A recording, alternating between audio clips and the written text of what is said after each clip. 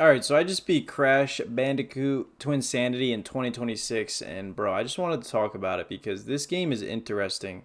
It has such a cult following, yet it's so sloppy, glitchy, and unfinished. Like 22 years later, the devs make updates and videos about like the development of this game, and their videos get hundreds of thousands of views. So it's like, what about this game keeps people coming? And just like people love this game. I genuinely think if they remade this game, it would be a hit. Like if they remade it, they added content, they updated the graphics, they kind of just kept the foundation and idea of the game and just built on it like any other remake, I literally think this would be a hit Crash Bandicoot game.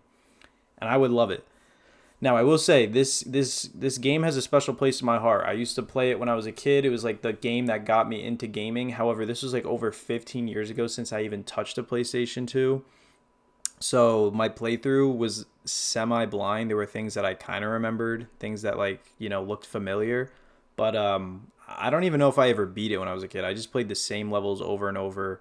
You know how we are when we're kids. We just see bright colors and you could hit things and you just have fun. Kind of like the Transformers game. You just boot in and you just start destroying the freaking city, bro. But anyway, starting off with the plot. The plot was so ass, but it was like good ass. Like it wasn't bad, like it wasn't like it was different, and it was, most importantly, they didn't take it seriously, and it was hilarious. Like the humor in this game is a huge thing that keeps people coming back to it and keeps people talking about it. It's just how funny this game was. They would joke around about the series previously flopping. The check bounced. Are you sure? Well, the past few years have kind of been slow. Wrath of Cortex didn't do as well as we'd hoped, and There was some adult humor in there, like it was like a Shrek kind of vibe with the adult humor. Like Cortex ran into a strip club when he was when Crash was snowboarding on him, and his mom was in there. coming through! Ladies? Excuse me, madam. Are those real? Mother? Like, it was just different. It was mature, and they didn't take it seriously. They laughed at themselves, and it was funny. So the humor was a huge part of the plot that I think contributed to the success of this game, for sure. And also, like I said before, it was different. So it was a team up. Crash and Cortex, they had to team up to kind of beat this greater evil. These birds came out of nowhere, and then the birds wind up being Cortex's old pets when he was a kid. So you get some Cortex lore.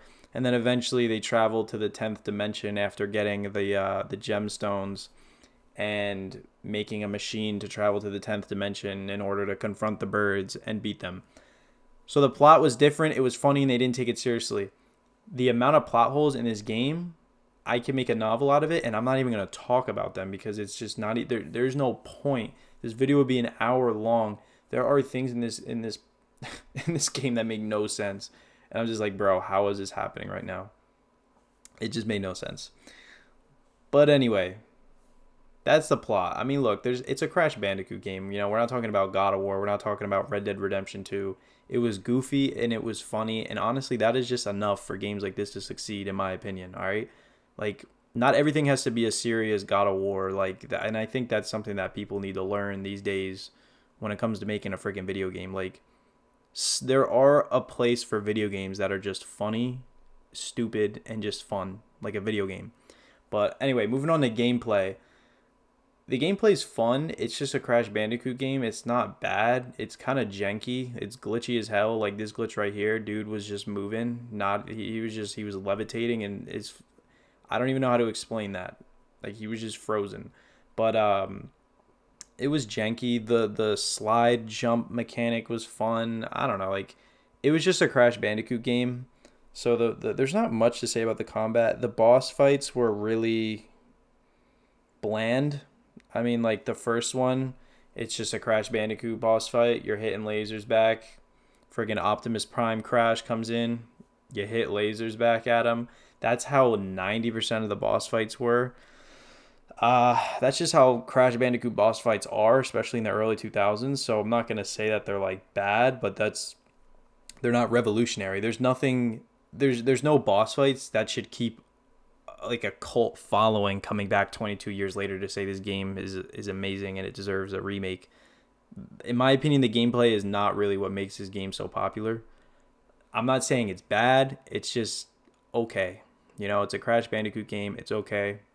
There's it's third person. It's you could move around. It's not just like a 2D side. Well, most Crash games are in 2D, but you know what I mean. It was just it's a good.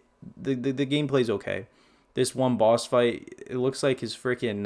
He looks like he's trying to hit you with his freaking cock, bro. Like, it's goofy. It's funny, and the boss fights were okay. There was a couple levels that were so fun, like when Cortex and Crash were rolling around. That was super fun. The best part of these games, gameplay wise, is when you're snowboarding on Cortex. That shit is so fun, and the music goes so damn hard. But we'll get into that later. We'll get into that. That's a whole other demon when it comes to this game. But yeah, gameplay was okay. There were some fun segments like the snowboarding and when you were wrestling with Cortex and some of the stuff like that. The puzzles were pretty fun. They weren't challenging at all. I mean, again, it's a Crash Bandicoot game, yes, but I mean the puzzles were so freaking easy. But all right, let's move on. Gameplay was okay. Let's move on to the maps and the soundtrack and just the overall vibe of this game. First of all, the environment of this game is freaking amazing. Like the colors, the variety, it's awesome. There are some areas that are definitely copy and paste, but I love the starting area, like the green, the beach, the tribe area, like where all the tribe is located at and everything. The snowy area is awesome. I love that exploration, climbing the top to get to the lab and all that shit. And then Cortex's school, it's all right. That's like my least favorite part. It's kind of a fever dream there. It's honestly creepy. I don't know, like I guess that's kind of what they were going for. It's not creepy in a way that it's scary. It's just a freaking fever dream. I don't know how to explain it. And then finally the 10th dimension. The outside of the 10th dimension was so ass, but once you go into like the two birds lair, awesome. The environment was awesome. The obstacles were so fun. The environment's great. The soundtrack, bro. This game, I'm not even shitting you, probably has top 3 greatest soundtracks of all time in a video game. It's all a cappella and it's all so damn hard, bro.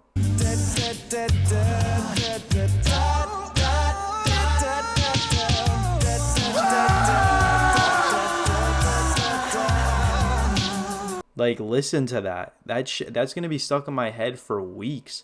The soundtrack is a masterpiece in this game. It's so freaking good. And I don't know. I think everything that I mentioned, it all kind of comes together. And it makes this game definitely worth it in 2026.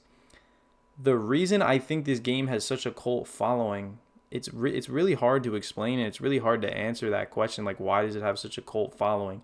But I think it's just because it's so different. Like, I can't think of a game like this. It breaks the fourth wall. It's goofy. It has adult humor. The soundtrack is so freaking unique. Like, the environment's colorful and vibrant. It's great. And it is glitchy and it's unfinished. But the game doesn't take itself seriously in the first place to even, like, for those to even be a problem. Like, yes, it could have ran long. Like, it literally took me, like, 5 hours to beat. Like, I wish it was longer. But the glitches and stuff like that, like, they don't even matter that much. Like, I only got one glitch and he couldn't move. Like, his limbs weren't moving. Like, and that's just like, who cares, bro? You know what I mean? Like, restart, last checkpoint, move on. Like, just laugh at it and yeah. But yeah, man, this game is worth it in 2026. I mean, it's such a unique game. You just got to experience it for yourself. It's hard to explain why this game is so good. It just is good. And it clearly, people clearly love this game. Yeah, man, I would definitely try it out, bro. But that's all I got. I'm out of here. Peace.